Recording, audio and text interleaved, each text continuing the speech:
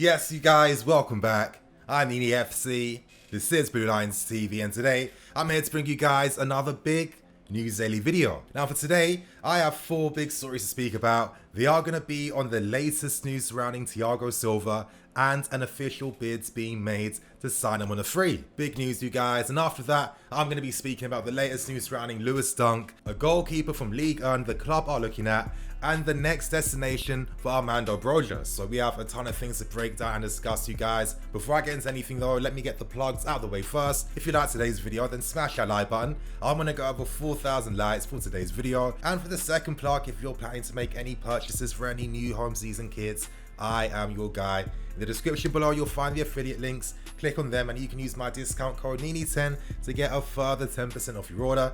As I said, I'm here to hook you guys up. And now to move straight in with the first story today, and I want to speak about Broja's loan move to Vitesse on him. Now earlier this afternoon, it was officially announced that Broja will be signing for Vitesse on loan for next season. Now Broja becomes the 29th player from our club to sign for Vitesse on loan.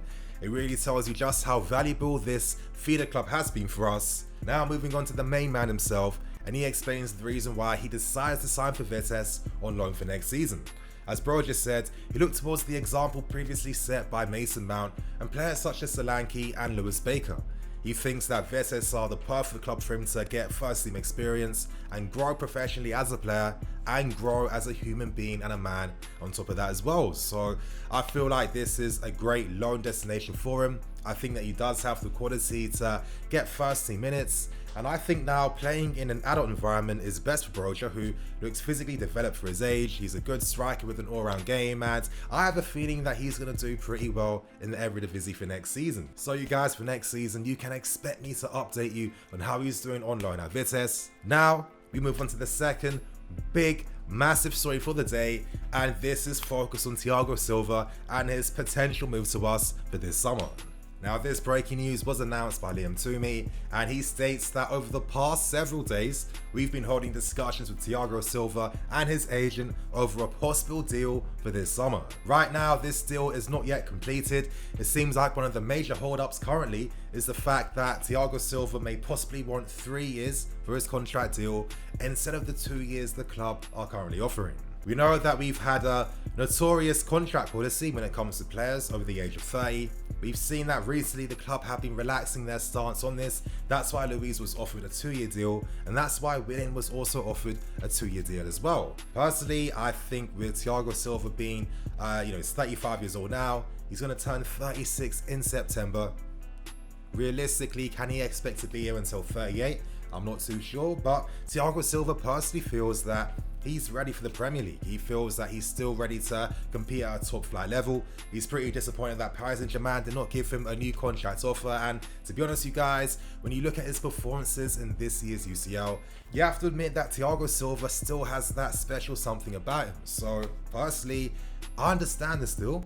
I understand the business sense behind things as well, and from now on I'm going to give you guys my thoughts and opinions on this story, plus giving you guys some insight into what I've been hearing personally too as well. Now I think the first immediate thing that all of us thought is the fact that it's pretty obvious that his signing would be a stopgap signing. He would be a stopgap replacement, which is natural, and the main reason for this, as I've been told, is the fact that right now in the market there's a lot of good centre backs available. However, defenders of this quality fall into the mid-tier category, where learning from the mistakes that we've previously made. Players like your Drinkwater, for example, they cost a ton of money, they're on big contracts, and right now they are extremely difficult to get rid of. The club feel that it's best to go for top tier targets only, and if that means that you have to wait for the January market or for next summer as well, then so be it, you guys. And personally, this is absolute music to my ears. This is the main reason why I've been advocating for us for years now on this channel, turning towards our academy, because they were always the key to our success. No more signings of mid-tier players on big contracts that you can't get rid of, you can't profit from, you can't do anything with. Go for the very best available, and if that means signing Thiago Silva as a stopgap replacement, then I think that's pretty good business, you guys. Now, let's consider this for a second. For me, Thiago Silva has that same gravitas that a John Terry used to have. He's one of those types of defenders where he improves his other defenders playing around him. his ability to lead, the presence he has on the field as well. This could be incredible experience for players like Tomori, Seal Christensen's, etc, etc. It's not like Thiago Silva is one of the biggest, most powerful defenders. He just knows how to defend, how to use his body, and I think that some of our young defenders could most definitely learn a thing or two from Thiago Silva. So I guess this means that Declan Rice, as I've been saying for a while now, I've been getting the impression that it might be very difficult to get a deal done for him in this window. One of the main reasons for that is that West Ham are playing notoriously difficult to negotiate with, as they've said numerous times. They won't sell Declan Rice unless big money comes in and a big offer is made. Realistically, I can't see that being the case, and you know that maybe in January or maybe next summer in 2022, you could get Declan Rice for way less, and he's still going to be available and he's still going to be interested. So for me right now, Thiago Silva seems pretty realistic at this point in time. Let's see how these negotiations pan out, you guys. And before I move on, in the comments below, give me your thoughts and opinions. How do you feel about this signing? It has massive implications. It seems like right now, if he does come, that means our defense is set and we're willing to use our other remaining centre backs, possibly letting one leave. Do you think this is the best move? Give me your opinions and comment below. We now move on to the third story for today, and this story is pretty interesting. Now, I'm going to call this story more of a rumour. It does come from a West Ham fan account who recently this summer has been getting a few things right, so I think it's worth speaking about because there is some prior history with this player in particular. His name is Edouard Mendy. He is currently the goalkeeper for Stade Rennes, and reports are saying, rumours are saying, that we are turning our attentions to him. Now, Mendy is a massive goalkeeper. I think he's about 6'4", 6'5". He has a very good overall game as well. And it seems like our goalkeeping coach in Olishon is someone that's very impressed with his abilities and strongly believes in the player. Now, I'm going to read you guys an extract from Olishon himself so you can hear his thoughts and opinions on this goalkeeper right now. As Olishon states, and before I continue on, these comments came out from last year, and during last year, Mendy actually left Reims to sign for Stade Rennes. Currently, right now, he's got 3 years left on his deal. I personally think that he would cost a bit of money. But anyway, I'm starting to just ramble on a bit. Here's what Olishon had to state. He says here he has reached maturity with a fairly unusual path, and it is all the more meritorious. Edouard Mendy is today for me the best goalkeeper of the Championship of France. He is what I call a proactive, very influential goalkeeper who does not suffer the game. Reims really did a good job with him. Maybe at Marseille they could not detect the talent he had in him, but it was perhaps not the right time to. In any case, he's a great goalkeeper that we necessarily throw in the Premier League.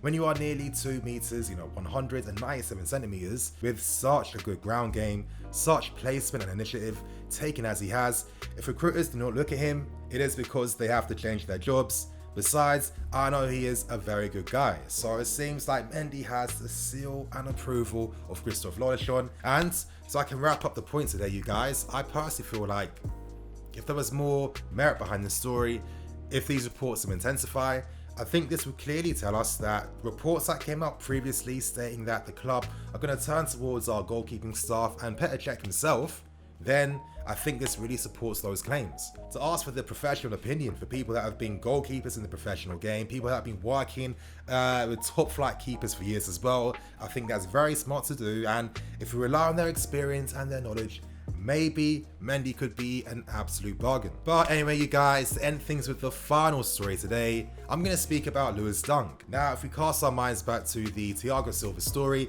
the reality is, if both parties don't find that agreement, then that deal could fall through. That's pretty natural. So that would imply that if the deal falls through, we look towards other players, and it seems that one player on the shortlist was Lewis Dunk. Is he still on that shortlist though? I'm not too sure, you guys. News came out literally like an hour ago saying that Lewis Dunk has signed a 5-year deal at Brighton.